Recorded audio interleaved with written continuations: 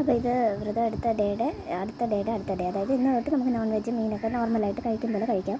11-ാം തീയതി 11-ാം തീയതി നവംബറാണ്. 10-11 അതായത് 10:15 പോകുന്നു. ഞാൻ ഒരു 9 മണിയൊക്കെ ആയപ്പോൾ എണീറ്റ് താഴെ പോയി അമ്മ അപ്പവും കറിയൊക്കെ ഉണ്ടാക്കി വെച്ചിട്ടുണ്ടായിരുന്നു. അപ്പോൾ അത് അപ്പം നല്ല അടിപൊളി കടലക്കറി, കുറച്ച് ഉപ്പ് കുറവാണെന്ന് പറയാനായിട്ട്. അതിനിപ്പോൾ ഇടാൻ പറ്റില്ല, എടുത്ത് കഴിഞ്ഞ് പോയി. പിന്നെ ചായ,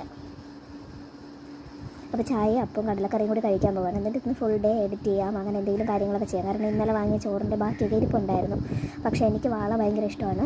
അപ്പോൾ ഇവിടെ എല്ലാവർക്കും ഇഷ്ടമാണ്, എനിക്ക് കുറച്ച് കൂടുതൽ ഇഷ്ടമാണ്. അപ്പോൾ അമ്മ പറഞ്ഞ് വാള കിട്ടി. അങ്ങനെ വാള 2 500, ഒരെണ്ണം 500 രൂപ, അങ്ങനെ 1000 രൂപയായി എന്നാണ് പറഞ്ഞത്. ചിലപ്പോൾ 800 900, ചിലപ്പോൾ 1000 ആയോ എന്തോ. 800 രൂപ എന്തായാലും ആയിക്കാനും. ഭയങ്കര വിലയാണ് മീനിനൊക്കെ.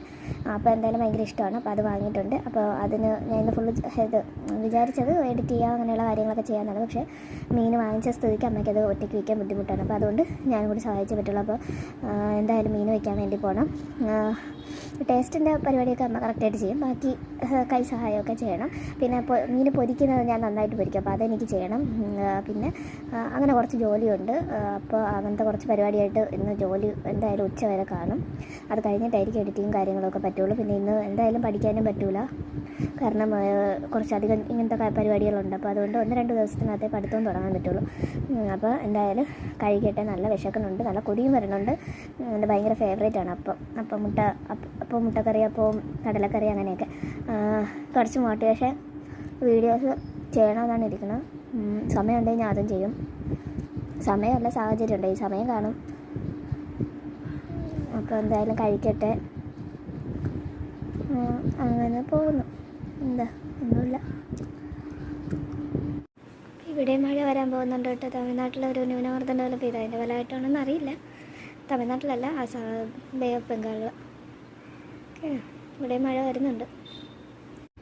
ചോറുണ്ട്, ഇന്നലത്തെ ബാക്കി പുളിശ്ശേരി, കിച്ചടി, വാള മീൻ കറി, അതിൻ്റെ പൊരിച്ചത്.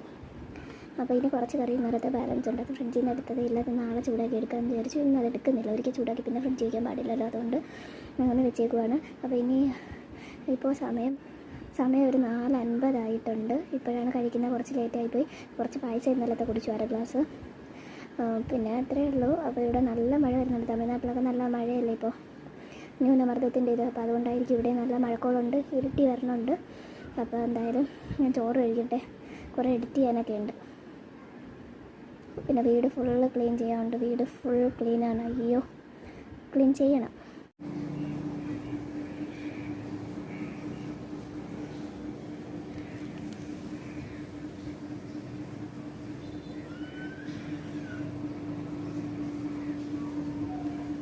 ആറ് മണി ആയതേ ഉള്ളൂ, നല്ല ഇരുട്ടിയേ. 6:45 ആയതിൻ്റെ ഒരു ഇരുട്ടുണ്ട്.